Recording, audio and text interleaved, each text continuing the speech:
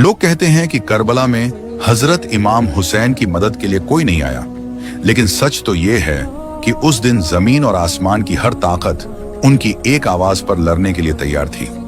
ये वाकया आशूरा के दिन का है। जिन्नात का बादशाह जाफर जिन अपने दरबार में तख्त पर बैठा जश्न मना रहा था। उसे इस बात की खबर ही नहीं थी कि करबला में नबी के घराने पर क्या बीत रही है। तभी अचानक उसके तख्त के नीचे से दो जिन रोते हुए और मातम करते हुए गुजरे।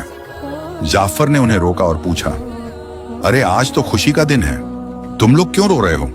उन जिन्नात ने रोते हुए जवाब दिया, ऐ बादशाह, आपको खबर नहीं, अभी हमारा गुजर यानी करबला की जमीन से हुआ।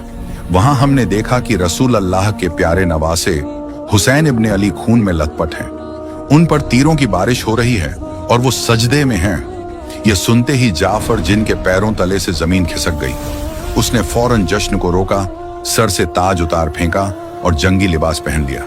उसने अपनी तलवार निकाली और जिन्नात के एक बड़े लश्कर को लेकर हवा से भी तेज रफ्तार में करबला की तरफ दौड़ा। जाफर कहता है, जब मैं करबला की फिजाओं में पहुंचा तो मैंने एक अजीब मंजर देखा। वहां सिर्फ यजीदी फौज नहीं थी, बल्कि आसमान से लेकर जमीन तक फरिश्ते, अंबिया और जिन्नात की कतारें खड़ी थीं।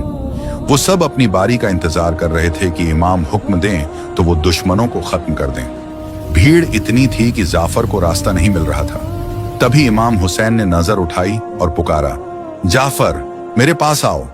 जाफर जिन रोते हुए इमाम के कदमों में गिर गया और अर्ज की, आका मेरे पास जिन्नात की बहुत बड़ी फौज है, मुझे इजाजत दें, मैं पलक झपकते ही इन यजीदियों को राख कर दूंगा, इनका नामो निशान मिटा दूंगा। मगर इमाम हुसैन ने बड़े ही सुकून से फरमाया, नहीं जाफर, रुक जाओ। अगर मैं चाहूं तो एक इशारे में दुनिया पलट दूं, लेकिन मैं अपने नाना के दीन को बचाने के लिए और अपने रब की रजा के लिए यह सब्र कर रहा हूं। मुझे अपने अल्लाह की मर्जी प्यारी है। तो दोस्तों, याद रखना, करबला में इमाम हुसैन बेबस नहीं थे। कायनात की हर ताकत उनके हाथ में थी, लेकिन उन्होंने तलवार नहीं उठाई ताकि इस्लाम जिंदा रहे। करबला का यह मंजर बताता है कि जीत हथियार की नहीं बल्कि सब्र की होती है। अगर आपके दिल में भी इमाम हुसैन के लिए मोहब्बत है तो कमेंट में या हुसैन जरूर लिखें, और ऐसे ही इस्लामिक वाकयात के लिए चैनल को अभी सब्सक्राइब करें।